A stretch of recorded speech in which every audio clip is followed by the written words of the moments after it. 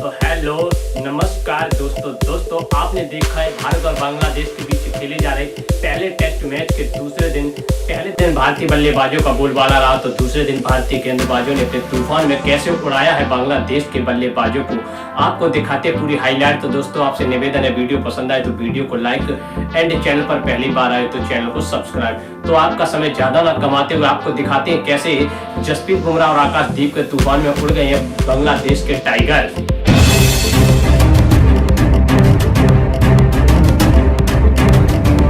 तो दोस्तों जहां दूसरे दिन टीम इंडिया के बल्लेबाजों ने 339 रन से खेलना स्टार्ट किया और 376 रन पर जाकर टीम इंडिया ऑल आउट हो गई। दोस्तों बल्लेबाजी के बाद अब गेंदबाजी पर बड़ा दबाव था कि इस मुकाबले में भारतीय टीम को कमबैक कराया जाए। तो दोस्तों उधर बांग्लादेश की तरफ से दोनों ही खतरनाक ओपनर सादमान इस्लाम और जाकिर हसन बल्लेबाजी के लिए आते हैं। दोस्तों दोनों ही बल्लेबाजों के ऊपर काफ़ी दबाव था कि इस मुकाबले में बांग्लादेश को एक बेहतरीन शुरुआत दी जाए, मगर उन्हें कहाँ मालूम था कि टीम इंडिया के तूफान के आगे, जसप्रीत बुमराह के नाम के तूफान के आगे कहाँ वो टिकने वाले हैं। दोस्तों जसप्रीत बुमराह अपने पहले ही ओवर की लास्ट गेंद पर टीम इंडिया को पहली सफलता दिला देते हैं। दोस्तों उन्होंने जब पहले ओवर की लास्ट गेंद पर भारतीय टीम को सफलता दिलाई तो अलग ही तरह का माहौल था एंड अलग ही तरीके का जश्न था। दोस्तों बांग्लादेश अपने पहले ओवर में मात्र 2 रन जोड़ती है और अपने एक बल्लेबाज को खो देती है, जो दोस्तों सादमान नाम के बल्लेबाज जसप्रीत बुमराह की गेंद पर क्लीन बोल्ड हो जाते हैं। दोस्तों इस मुकाबले में बांग्लादेश बिल्कुल बुरी तरीके से बिछड़ चुकी थी और भारतीय गेंदबाज पलटवार कर चुके थे। वहीं दोस्तों जब बांग्लादेश को दूसरा झटका लगता है तो उसका मात्र केवल 8 रन होते हैं और उसी बीच दोस्तों उसको जाकिर हुसैन के रूप में आकाशदीप भारत को दूसरी सफलता दिला देते हैं। इस मुकाबले में दोस्तों भारतीय गेंदबाज अपना पलटवार कर चुके थे बांग्लादेशी बल्लेबाजों पर। दोस्तों जाकिर हुसैन इस मुकाबले में केवल 31 रन की छोटी सी पारी खेलकर पवेलियन लौट जाते हैं, जो 22 गेंदों का सामना करते हैं। दोस्तों ये सफलता भारत को कुछ खास ज़्यादा ही महत्वपूर्ण थी, जहां पर दोस्तों टीम इंडिया के गेंदबाज अपनी लय में नजर आने लगे थे। दोस्तों उसके बाद बल्लेबाजी के लिए आते हैं एकदम तर्रार मोमिनुल हक। दोस्तों मोमिनुल हक ने जिस तरीके से आए थे वह देखकर लग रहा था कि अब बांग्लादेश की टीम शायद समझ जाएगी, मगर दोस्तों आकाशदीप नाम का तूफान कहाँ थमने वाला था और दोस्तों वो लगातार बांग्लादेशी बल्लेबाजों पर फिर हार करते जा रहे थे। दोस्तों उन्होंने भारत को एक बार फिर तीसरी सफलता दिला दी मोमिनुल हक के रूप में, जो दोस्तों पहली गेंद पर बगैर खाता खोले पवेलियन लौट गए। दोस्तों भारतीय टीम इस मुकाबले में अपने एक तरफा शिकंजा कस चुकी थी। दोस्तों 22 रन के निजी स्कोर पर बांग्लादेश की टीम अपने 3 बल्लेबाजों को पवेलियन भेज चुकी थी। वहीं दोस्तों अगले उनके बल्लेबाज आते हैं विकेट कीपर बल्लेबाज मुशफिकुर रहीम। दोस्तों मुशफिकुर रहीम से इस मुकाबले में काफ़ी ज़्यादा उम्मीद थी। वहीं दोस्तों नजमुल संतो एकदम 36 रन के स्कोर पर भारतीय टीम को मोहम्मद सिराज का झटका देते हैं और भारतीय टीम को एक और विकेट मिल जाता है मुशफिकुर रहीम के रूप में, दोस्तों जो केवल 8 रन की पारी खेल पाते। दोस्तों बांग्लादेश के अभी केवल 40 रन ही हुए थे और 5 बल्लेबाज पवेलियन लौट गए थे। वहीं दोस्तों उनके अगले बल्लेबाज साकिब अल हसन आते हैं, जो दोस्तों बांग्लादेश को संभालने की कोशिश करते हैं, मगर साकिब अल हसन की भारतीय गेंदबाजों के सामने एक न चलती है, जहां पर दोस्तों साकिब अल हसन और लिटिन दास बांग्लादेश की पारी को संभालने की कोशिश करते हैं। यहाँ पर दोस्तों अब भारतीय गेंदबाजों पर दोनों ही बल्लेबाज पलटवार कर चुके थे। उसी के बाद दोस्तों अपने तुरुप के रविंद्र जडेजा को लगाते हैं टीम इंडिया के कप्तान रोहित शर्मा, और दोस्तों रविंद्र जडेजा इस मुकाबले में लिटिन दास को आउट करके भारत को एक और सफलता दिला देते हैं, जो दोस्तों 91 रन पर बांग्लादेश का 6वां विकेट गिर चुका था, जिन्होंने दोस्तों केवल 22 रन की पारी खेली। उसके बाद मेहंदी हसन मिराज आते हैं और उनका साथ देने के लिए साकिब अल हसन मौजूद थे, मगर दोस्तों साकिब अल हसन कुछ और खास नहीं कर पाते। मात्र 1 रन के इजाफे के साथ भारतीय टीम को 7वीं सफलता मिल जाती है। दोस्तों रविंद्र जडेजा साकिब अल हसन को आउट करके भारत को 7वीं सफलता दिला देते हैं और कुल 92 रन के स्कोर पर बांग्लादेश अपने 7 बल्लेबाजों को पवेलियन लौट खो चुकी थी। दोस्तों अब उसके बाद साकिब अल हसन ने इस मुकाबले में 64 गेंदों पर 32 रन की पारी खेली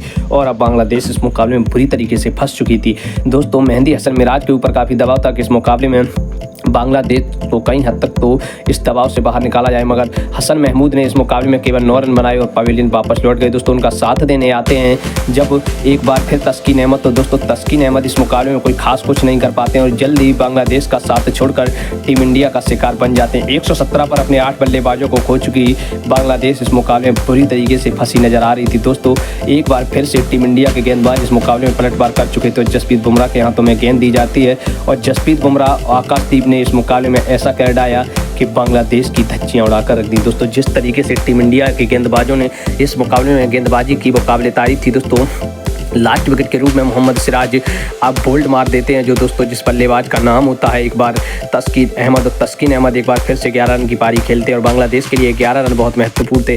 और आखिरी विकेट के रूप में नाहिद राणा आते हैं। दोस्तों नाहिद राणा इस मुकाबले में कुछ हद तक 1-2 रन के साथ खेलते हैं और बांग्लादेश को 149 रन तक पहुँचा देते हैं। 149 रन के स्कोर पर मोहम्मद सिराज नाहिद राणा को क्लीन बोल्ड करके भारत को इस मुकाबले में 10 विकेट दिला देते हैं। दोस्तों इस मुकाबले में भारतीय गेंदबाज एक तरफा कहर ढा चुके थे। जिस तरीके से उन्होंने बांग्लादेशी बल्लेबाजों का नरसंहार किया दोस्तों, उसके बाद एक बार फिर टीम इंडिया के लिए बल्लेबाजों ने काफ़ी स्लो खेलना स्टार्ट किया दोस्तों। जहां पर टीम इंडिया के रोहित शर्मा लगातार फ्लॉप नजर आ रहे थे दोस्तों, विराट कोहली के ऊपर दबाव था कि इस मुकाबले में भारत को एक बड़ा टारगेट दिया जाए। दोस्तों आपने पहली पारी में देखा कि जसप्रीत बुमराह नाम के तूफान ने बांग्लादेशों को ऐसा उड़ाया कि अब उनके कहीं की भी ना रही दोस्तों। जिस तरीके से टीम इंडिया इस मुकाबले में बल्लेबाजी के बाद गेंदबाजी के बेहतरीन प्रदर्शन से दबाव में दिखी, उसके बाद टीम इंडिया के लिए दूसरी पारी में जब बल्लेबाजी करने आते हैं दोस्तों, टीम इंडिया के कप्तान रोहित शर्मा उनका साथ देने आते हैं यशस्वी जायसवाल।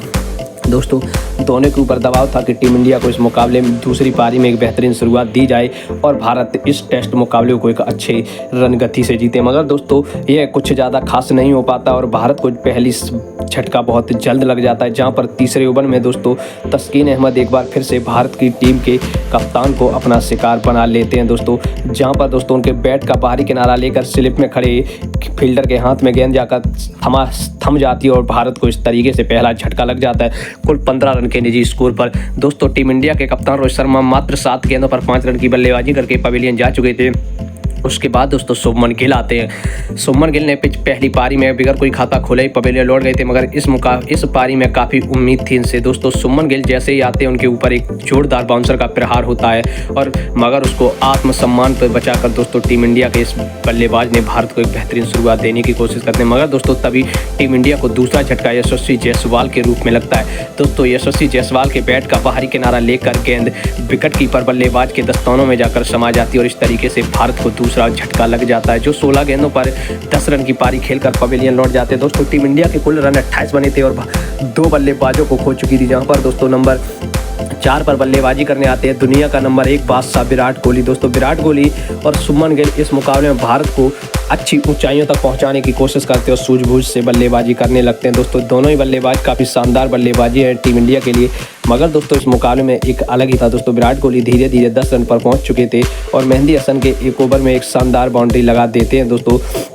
जब दोस्तों शुभमन गिल अच्छी बल्लेबाजी कर रहे थे और विराट कोहली, तो भारत का स्कोर 63 रन हो चुका था 2 विकेट के नुकसान पर। उसी बीच दोस्तों एक बार फिर मेहंदी हसन पर एक शानदार चौका जड़ कर विराट कोहली अपने इरादे दर्शा देते हैं कि वो इस पारी में किस आए थे। मगर दोस्तों उसी बीच एक बार आउट दिए जाते हैं LBW और दोस्तों विराट कोहली रिव्यू लेते हैं, मगर दोस्तों उस रिव्यू में विराट कोहली को आउट दिया जाता है और भारत को तीसरा झटका लग जाता है 67 के कुल स्कोर पर। दोस्तों विराट कोहली इस पारी में 37 गेंदों पर 17 रन की पारी खेलकर पवेलियन वापस लौट जाते हैं दोस्तों। उसके बाद विकेट कीपर बल्लेबाज ऋषभ पंत शुभमन गिल का साथ देने आते हैं। अब दोस्तों दोनों ही बल्लेबाज काफ़ी सूझबूझ से बल्लेबाजी करते हैं और भारत की पारी को धीरे धीरे आगे बढ़ाने लगते हैं दोस्तों।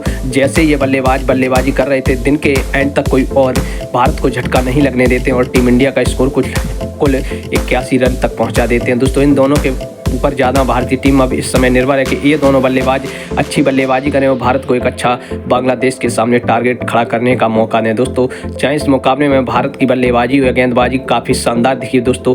टीम इंडिया ने दिन का खेल खत्म होने तक 91 रन पर अपने 3 बल्लेबाजों को 81 रन के स्कोर पर अपने 3 बल्लेबाजों को खो दिया था और अब इस मुकाबले में बारी थी शुभमन गिल और ऋषभ पंत की कि दोनों एक बेहतरीन पारी खेलें और भारत को बड़ी टारगेट दें ताकि दोस्तों भारतीय गेंदबाजों के ऊपर कम दबाव हो सके।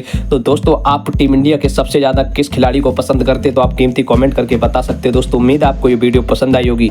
वीडियो पसंद आई हो तो वीडियो को लाइक कर दीजिए एंड चैनल पर पहली बार आए तो चैनल को सब्सक्राइब कर दीजिए दोस्तों। आपको मिलती रहेगी ऐसी खबरें। वीडियो के अंत तक बने रहने के लिए आपका बहुत बहुत धन्यवाद।